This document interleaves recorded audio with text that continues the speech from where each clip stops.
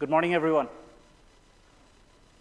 Welcome to STG 217, introducing AWS Backup for VMware workloads. My name is Murtaza. I lead the product management team for data protection services at AWS, including a service called AWS Backup. I'll be joined later by Shoban, Senior Director of Product Management at VMware, and Bhavin, my colleague at AWS.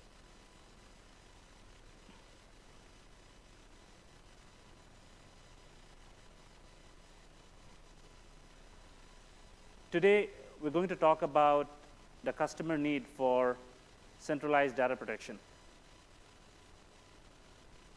how AWS Backup has been adding features on behalf of customers based on the feedback that we have been receiving since the launch. And then we're going to talk about how we have partnered with VMware to build a solution for protecting hybrid VMware workloads. We're going to talk about the capabilities in this launch with a demo, and we'll do a Q&A at the end.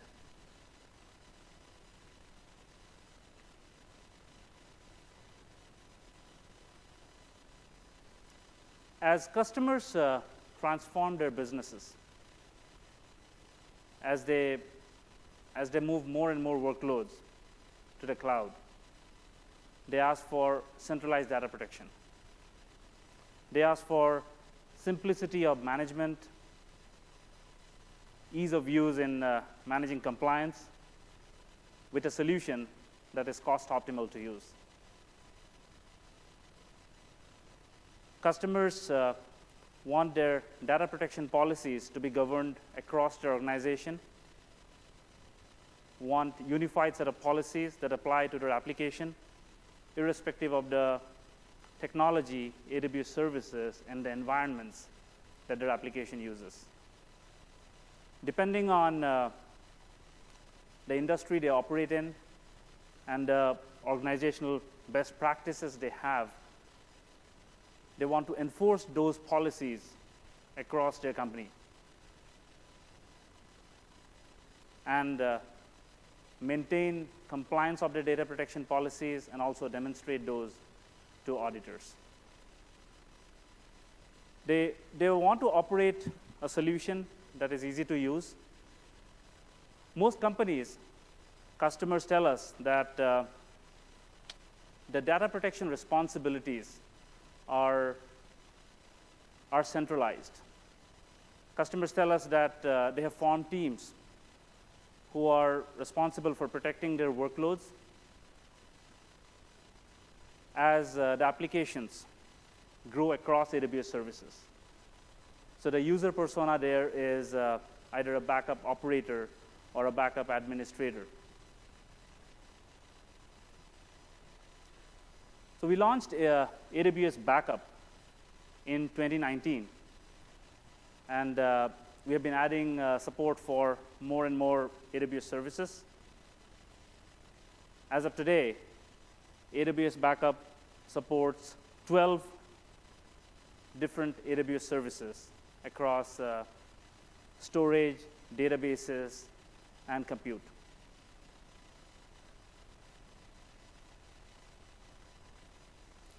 Since 2019, customers have been asking us for more and more features since the service came into existence. And we have been innovating on 3 key pillars. One is adding support for more and more AWS services. Second is helping with compliance and governance needs, along with platform capabilities that apply across the types of workloads. And the third pillar, the one that we're focusing on today, is helping customers manage their hybrid environments across on-premises and the cloud. Let me talk about some of the recent launches leading up to reInvent. So earlier this year, we added the capability for crash-consistent volumes.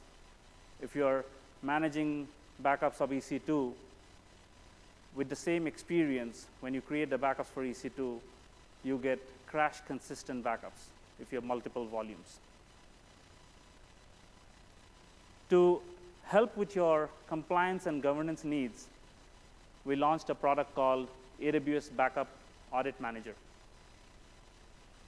which helps you to maintain compliance, govern them, and prove it to auditors.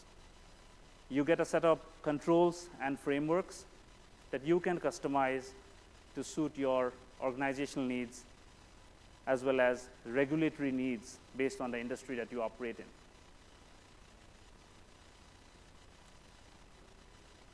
The other capability that we added, and to help improve security and protection of your workloads, improve data protection, is AWS Backup Vault Lock. AWS Backup provides you multiple levels of security and allows you to create encrypted, immutable backups. You can set up separate access policies for your backups, which are different from your primary data. And now with AWS Backup Vault Lock, what you can do is you can apply delete protection capabilities, which helps you protect your workloads against inadvertent or malicious actions, including ransomware attacks. We added support for more workloads, which includes Neptune and DocumentDB with MongoDB compatibility. For DynamoDB backups, which were supported earlier on AWS Backup, we enhanced the feature set. Earlier, you could create on-demand backups of DynamoDB. Now, along with that, you can create cross-account and cross-region copies to meet your compliance needs. And other capabilities of AWS Backup Audit Manager, AWS Backup Vault Lock, they apply to all the services, all the resources that AWS Backup supports. With DynamoDB, you can copy your backups across accounts and regions. You can define lifecycle policies, and you can apply tags to help manage your costs across your organization. To improve your experience of managing backups and attaching data protection policies to the different resources and different workloads, we enhance the experience of selecting resources and applying policies to them. Now, across your organization, if you operate across multiple accounts, hundreds of accounts, thousands of accounts, you can centrally attach your data protection policies to all the resources, and now you get additional controls there with new options for resource assignment. And the latest launches that we announced this week are the preview of S3 backups and VMware backups. All the capabilities of AWS Backup are offered through the AWS Management Console, the AWS Command Line interface, and public APIs. While customers are able to take advantage of the fully managed experience, set up policies, and centrally managed data protection, there are also partners who are building on top of these capabilities. Partners are leveraging the public APIs that AWS Backup provides to build value-added services and capabilities on top of it.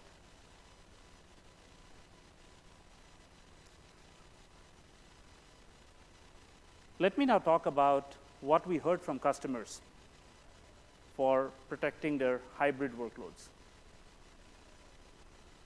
As customers move the workloads to the cloud, especially VMware workloads. When they were on premises, they had a separate solution for it. And for the resources on AWS, they were using AWS Backup across the set of different services that AWS Backup supports. However, customers told us that to manage governance, to manage compliance, and to unify the data protection policies, to audit them and protect their workloads against ransomware attacks, they had to do additional work. They had to merge the results of the two solutions together and prove compliance to auditors. So customers asked for centralized data protection for the hybrid workloads, and they expected the same set of policies and the simplified experience that they get for AWS native resources. As the applications scale across on-premises and AWS environments, they wanted these policies to be scalable, that they can set at one place, and as the applications grow across the environments, the policies should automate the data protection and management of governance across the environments. Customers ask for governance capabilities. They want to monitor their policies. They want to make sure that their organizational best practices are followed across cloud and on-premises environments. And they asked us to build the same set of experiences that they got for AWS native workloads. So how AWS Backup works is they can set up data protection policies centrally. If they're using multiple accounts, it integrates with AWS organizations. So they can use the management account and set up data protection policies centrally. They wanted the VMware workloads to have the same set of experiences across VMware Cloud on AWS and VMware running on vCenter on premises, along with meeting compliance needs of creating secondary backups, creating secondary separable protected copies that they can separate from the primary data to meet the compliance needs and also recover from them if they need to. They ask for a simplified experience to recover the data, no matter where it is stored. And finally, to prove compliance, the same set of auditing and reporting capabilities they got with AWS Backup Audit Manager and the delete protection that they got with AWS Backup Vault Lock. While looking at the things that customers asked us, we looked at our partner, VMware, with whom we have been jointly engineering and building solutions, starting with VMware Cloud on AWS. We have built disaster recovery, and now we are extending that partnership to build data protection solution unified with AWS Backup. I'm super excited to introduce the feature set and the benefits of AWS Backup for VMware. What you can do with this experience is that you get a single centralized data protection solution for your hybrid VMware workloads. They work side by side with all the AWS services, all the platform capabilities, all the compliance and governance capabilities that AWS Backup offers. And you get the flexibility of recovery. While the backups are managed by AWS Backup, managed by AWS, stored in AWS, you get the flexibility to recover your data both to on-premises vCenter as well as to VMware Cloud on AWS. And you get a single set of policies You can create one backup plan, one data protection plan that works across your organization, and you have the flexibility to define them based on your regulatory, organizational, and application needs. With that, I'd like to invite on stage Shobhan and walk us through the journey of the partnership between AWS and VMware, how we have partnered to build VMware Cloud on AWS, disaster recovery, and now data protection solution. Hello, Shobhan. Thank you, Murtaza, and thank you, everyone, for making it to our session today. I'm going to take a few minutes to step back and talk about the strong partnership between VMware and Amazon Web Services. Back in 2017, when we introduced VMware Cloud on AWS, it was immediately well received by customers, partners, and analysts because it really brings together the best of both worlds. It brings VMware's enterprise-grade software-defined data center technologies and combines it with AWS's global scale, elasticity, and cost effectiveness. And it's powered by the same industry-leading virtualization technologies that VMware has offered for on-premises environments for many years, and in fact, decades, right? vSphere for compute, vSAN for storage, and NSX for networking, all as a managed service that is operated by VMware, sold and supported by VMware in partnership with AWS. And from the beginning, right, in 2017 when it was launched, from that time onwards, we've been seeing a lot of momentum, a lot of customers adopting VMware Cloud on AWS because the key benefit that you get is operational consistency, right? You manage the cloud infrastructure that is on VMware Cloud on AWS with the same tools, it's same vCenter-based management model, the same feature set, vSphere, vSAN, NSX that you're used to on premises, so you don't need to retool or re-architect your applications. There's primarily 4 use cases that we are seeing a lot of traction on. The first one is cloud migrations.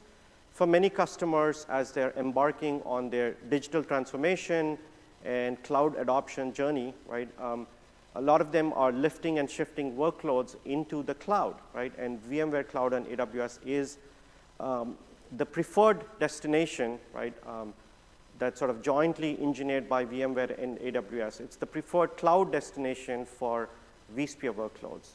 And in the use case of cloud migration, again, going back to that operational consistency, you can manage these cloud workloads in the same way that you've been managing them on premises, right? So that really resonates with customers and solves that need for having a uniform way to manage their hybrid environments. The second big use case that we see a lot of adoption on is data center extension, right? Where customers, they still want to maintain their on-premises data centers, but whether it's for seasonal capacity needs or maybe they're deploying new apps, right? And they need extra capacity, these apps need to connect back to their on-premises infrastructure. The data center extension is another big use case that we see a lot of momentum and a lot of adoption. The third one is disaster recovery and data protection. This is, of course, the key focus of this session, and we'll talk a lot more about it in the next slides. And the fourth and last one is next generation apps, right? As customers are built for the cloud, right? Modern applications, they're increasingly choosing VMware Cloud on AWS. Again, for that benefit of having operational consistency. I think some of you may have heard that we also have Tanzu, right? Kubernetes now on VMware Cloud on AWS. So for modern applications, that's a great destination. So that is a quick recap of VMware Cloud on AWS. Let me actually double-click and talk about the disaster recovery use case in a little bit more detail. In August of last year is when we introduced, in collaboration with AWS, this new service that's sold and managed and supported by VMware. It's called VMware Cloud DR, or short for VMware Cloud Disaster Recovery.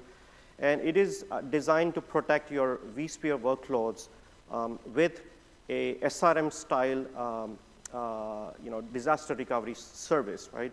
So for those of you who are familiar with VMware SRM, this service gives you a very similar experience of being able to create recovery plans, right, where you can define the rules of how to bring up hundreds and thousands of virtual machines and applications contained within them. You can define interdependencies, and you can manage it very easily with this cloud-based service. But unlike with the classic SRM, right, where typically it's used on-premises to on-premises, with this service, you don't need to maintain a second data center on-premises just for the purpose of DR, right? You can use the full power of cloud, VMware Cloud on AWS to be specific, for disaster recovery purposes. And only at the time of a failover, where you want to migrate or failover your workloads from on-premises to the cloud, whether it's a planned maintenance or a disaster that hit your primary data center, that's when you will spin up the compute capacity that's needed on VMware Cloud on AWS and incur those additional costs only at the time of a DR test or DR failover. So this is great for disaster recovery, but let's come back to the two main use cases that I talked about in the previous slide, data center extension and cloud migrations, right? So with these two use cases, as you migrate workloads into VMware Cloud on AWS, one thing I want to mention is with VMware Cloud on AWS, you also get this optimized access to native AWS services. So we see a lot of customers using VMware Cloud on AWS for production workloads, right? Whether that's cloud migration of existing apps or data center extension, along with native AWS services, right? And with this kind of hybrid environment, going back to what Murtaza was saying, right? A lot of customers need a centralized backup service, and that's where AWS Backup comes into picture. So I'm super excited that our collaboration continues along the lines of data protection. As you can see here on this chart, right, from the time we launched VMware Cloud on AWS in 2017, we've been continuously innovating and delivering more value and more features to our joint customers. And the VMware Cloud AWS Backup for vSphere is really the latest in this partnership. So with that, let me invite Bhavin on stage, who will go into more details on AWS Backup for vSphere and also show you a demo. Thank you.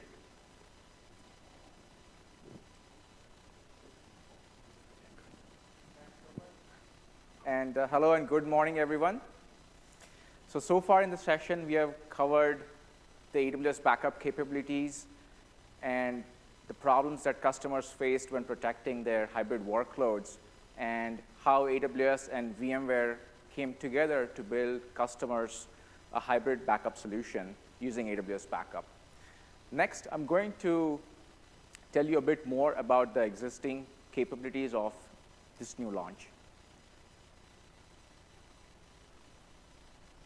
Okay, so using a single backup policy in AWS Backup, customers can now protect their on-premises VMware, VMware Cloud on AWS workloads, along with the supported AWS compute, storage, and database services. Customers can create immutable backups of their virtual machines and store these backups in AWS Backup managed storage called Backup Vaults in AWS. Customers then have the options to restore these backups either back on premises or in VMware Cloud on AWS. Customers can also use lifecycle policy within their backup plan to tier the VMware backups to warm storage tier in the backup vault, or tier it to cold storage based on the retention period and the lifecycle policy. In addition, customers can also create copies of their VMware backups across another AWS region to help them meet their business continuity and data compliance needs. Customers also have the option to create backups or copy backups of their VMware backups to another AWS account, thereby creating or sharing the backups between the production accounts and another account for test dev purposes. This also helps customers isolate their backup and protect from inadvertent or malicious changes.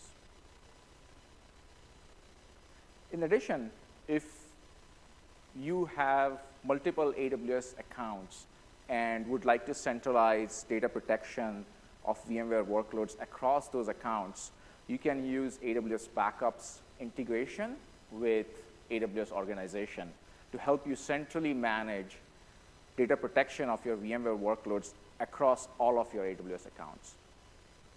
Customers also have the ability to use the same AWS Backup features that Murtaza talked about, AWS Backup Vault, and enable the WARM functionality to protect their backups.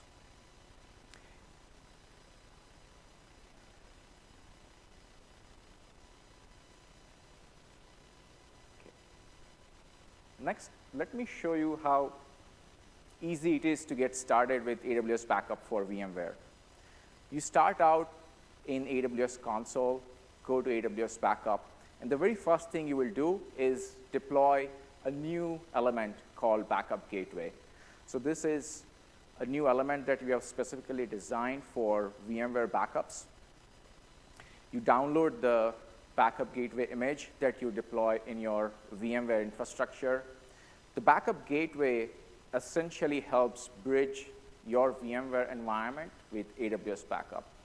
So the Backup Gateway does several things. It talks to the VMware infrastructure using VMware data protection APIs.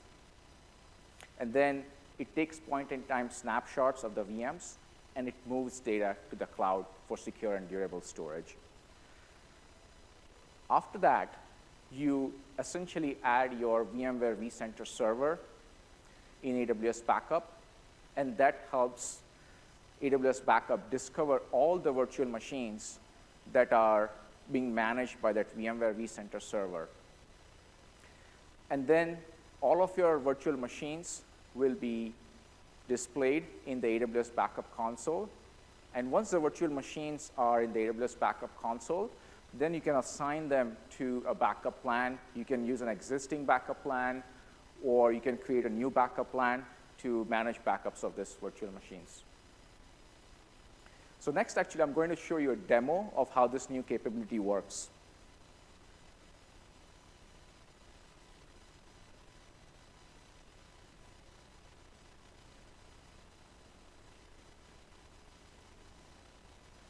Okay.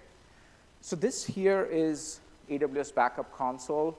Once you go to AWS Management Console, search for AWS Backup, this is the page where you will land. Just make sure my video is playing. Okay, it's playing now. So here you can see on the left-hand side, we have created this new section called External Resources. And within that, there are 3 new resources that we have created: gateways, hypervisors, and virtual machines. If I click on Gateway, it brings me to this page where I'll essentially create a gateway first. Then I'll add the hypervisor or the VMware vCenter. It helps me discover the virtual machines, and then assign the virtual machines to a backup plan. So let's get started by creating a gateway first. So if you click on the Create Gateway button, this is the page where you're brought to. And from here, you will download the OVF template. So the backup gateway is essentially a virtual machine that you can deploy in your VMware infrastructure. And you will install it on one of the hosts, assign it an IP address, come here, give the gateway a name for AWS Backup, use the same IP address that you had assigned to the backup gateway VM, and enter it here. And that helps connect the backup gateway to your AWS Backup account. Optionally, you can create tags and then click on Create Gateway. And that's how simple it is to create gateway. So let me actually show you a gateway that I had already created before. So this here, you can see the gateway properties, and then the next thing you'll do is connect the gateway to your VMware vCenter. If you had a vCenter already added before, you can select that from the drop-down list here. Alternately, I'll also show you how you can add a new VMware vCenter here in AWS Backup. So here, you will come to this page, enter the name for the VMware vCenter, enter the vCenter host IP address or the domain name. So here I'm entering the IP address. Enter the username and password, which will allow the AWS Backup service to take backups of your VMs.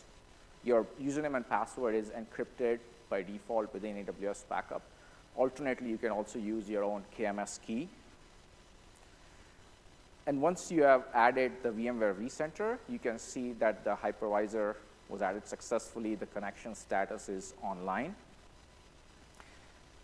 And in the hypervisor view, you can see all the hypervisors you have.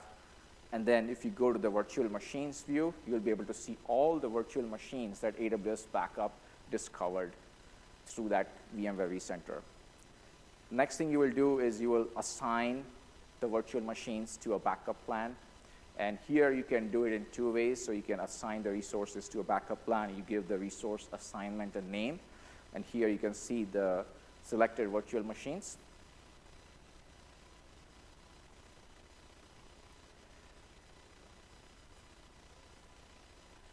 And at the bottom here, you can assign the virtual machines to a backup plan that you already had. If not, you can create your own backup plan. There's another way to also assign the virtual machines through this new way that Murtaza described earlier called group assignment. And what we have done is added the capability for you to protect your virtual machines based on VMware folders or use the VMware vCenter. So that's the drop-down. So if you're adding new VMs, this will be the way to protect your VMs. Any new VMs that you add will be protected automatically. So the VMs will be protected as to the backup plan. Let me show you how you can create an on-demand backup for a virtual machine. So here you can come to this window, select the parameters, and start the backup. Once I do that, I'm directed to this jobs view of the AWS Backup console. Within that, I can see my particular backup job, the status. And within that, if I click on the backup job ID, it will tell me all the details about that particular backup. So in the context of AWS Backup, it is called recovery point. So here you can see the recovery point, the status, the size of the backup, when it was completed, and so forth. So after I've done the backup, let me show you how you can restore the backup. So you can go to the virtual machines view, and within that, here you can see the recovery point, which is the backup. You can select the backup that you want to restore, click on restore, and you're brought to this page called restore backup. Within that, you can select the restore location. Do you want to restore the VM backup to on-premises VMware, VMware Cloud on AWS? Give the virtual machine a name. So this will be the new virtual machine that will be created for you from that backup. And enter parameters for the path, the compute resource name, and data store. And these are all the parameters that you can find in your VMware vCenter. So once you have done that, once you enter all these parameters, including data store, then you can click on restore backup. Once you do that, you're brought to this page again in the jobs view, and within that, we are looking at the restore jobs page. And you can see the restore job, it was in status pending. And once the restore completes, a new virtual machine will be created for you. So what I'm showing now is the VMware vSphere, the vCenter server. And within that, you can see the SDDC data center and the cluster 1. And within that, this is the new VM that was created from a backup earlier. And the new VM will be created for you in powered off status. So that sort of completes the demo.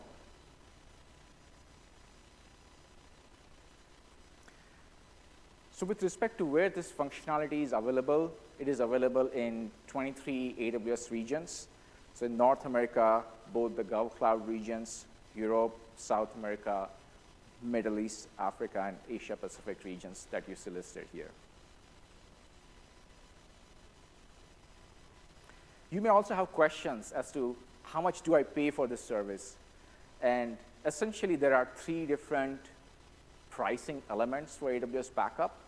The first one is how much data you are storing and where. So this is like the dollar per gig per month that you will pay and where your backups are stored. Is it in warm storage or the cold storage tier of AWS Backup?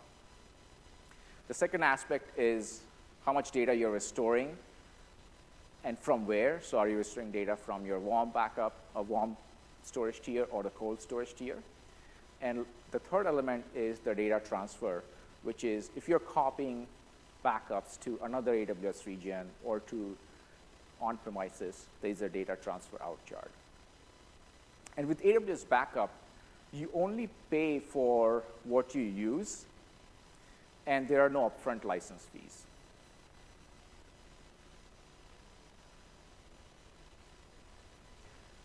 So I'm closer to the end of the presentation, so let me end with some key takeaways. The very first is that customers now have a new way to protect their hybrid VMware workloads using AWS Backup. As Murtaza mentioned earlier, customers needed a centralized data protection solution that helped protect both their hybrid workloads as well as the applications that they have built on AWS using the various compute, storage, and database services. So with this capability, now they can protect and manage their workloads running on-premises, in VMware Cloud on AWS, and in AWS using AWS Backup. Customers have the flexibility to restore the backups either on-premises or in VMware Cloud on AWS. And then the last thing is customers have the ability to now reduce their cost by using more cost-effective cloud storage for backups. Okay, and then with respect to call to action, it's very easy for you to get started. You just download the backup gateway from the AWS Backup console, deploy it in your VMware infrastructure, and help connect your VMware infrastructure to AWS Backup to get started with protecting your VMware virtual machines. And if you need help, there's content that's available on our website, or there are several other outlets for you to reach out to a person or use community help. So with that being said, that is the end of the presentation. And I would like to invite Murtaza and Shoban up on the stage so we can do Q&A. Thank you.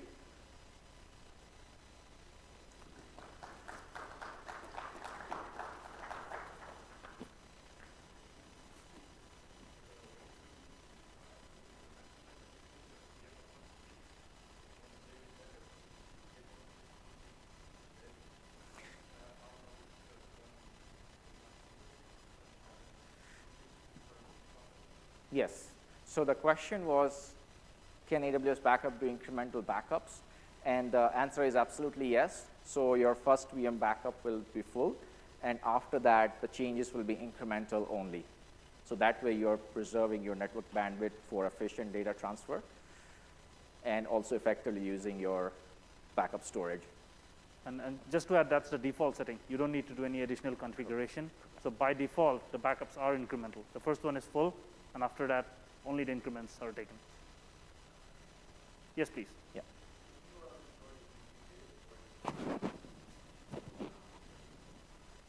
So based on feedback, we may add that capability. Currently, it is available for restore to vCenter and VMware Cloud on AWS. Yep, we are looking at it, but love to hear the feedback on that. There's a question. Yes, please.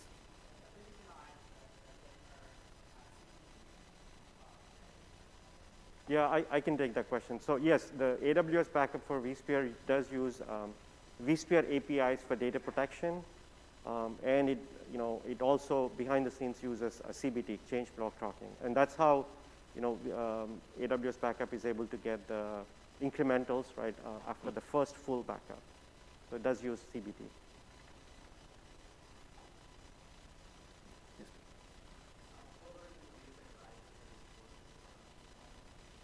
Yeah, so the question was what versions of ESXi we support, and the versions we support are 6.7 and 7.0. Yeah, another question.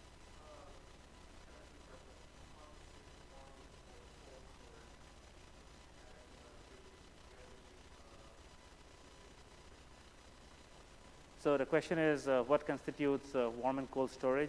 So you have the flexibility to define your data protection policy.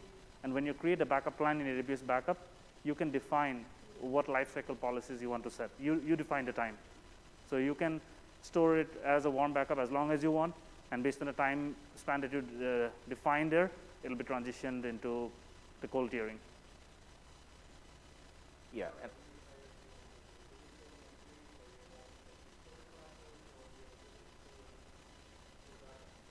So the question is, how is AWS Backup storing the backups? So the experience that you get with AWS Backup is a fully managed experience. So we manage the storage and the lifecycle. So what you work with is the vault, the AWS Backup vault. And the storage that is underlying to it is totally abstracted to you.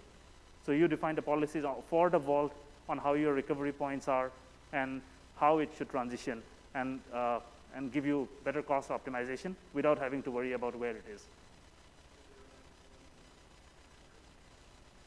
No, you can store it as long as you want. You can store it much longer than that. It's totally up to you. Yeah.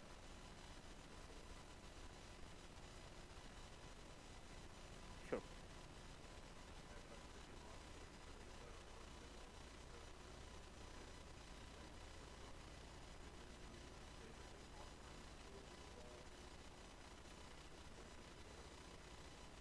Yeah, so the question was whether we can exclude certain aspects of the VM from backup.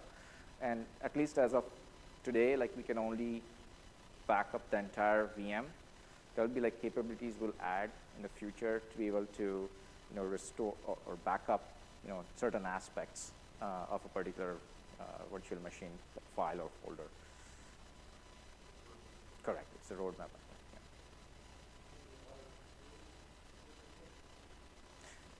Not, the question was, can we auto-exclude certain VMs? I believe that is, the answer is yes. There is certain so the question is, can you exclude resources? And that's not just for VMware. We have the resource assignment options. So when you're assigning your resources, so you saw how Bhavin was talking about discovering VMs. So you point it to the vCenter, it would discover the VMs, and then you can apply tags. At that point, you can define rules based on your tags and IDs of the VMs, what you want to attach a data protection policy to, and if you want to exclude certain ones, you can do that too. Yeah, the cool part about this is that the VMs that you discover actually get an Amazon resource name, so they have a resource ID, and you can use that to exclude the VMs from the backup plan. Yes.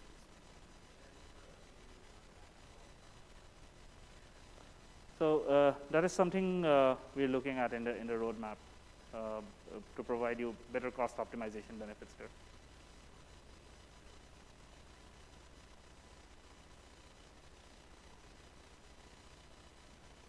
And if you have any additional questions later, you can also email it to us. So AWS Backup PM at Amazon.com. You can reach out to us, or you can reach out to us via your support channel, or also through account teams.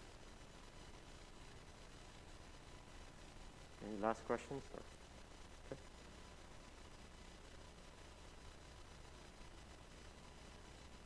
All right. Thank you very much for attending the Thank session you all. today. Thanks everyone.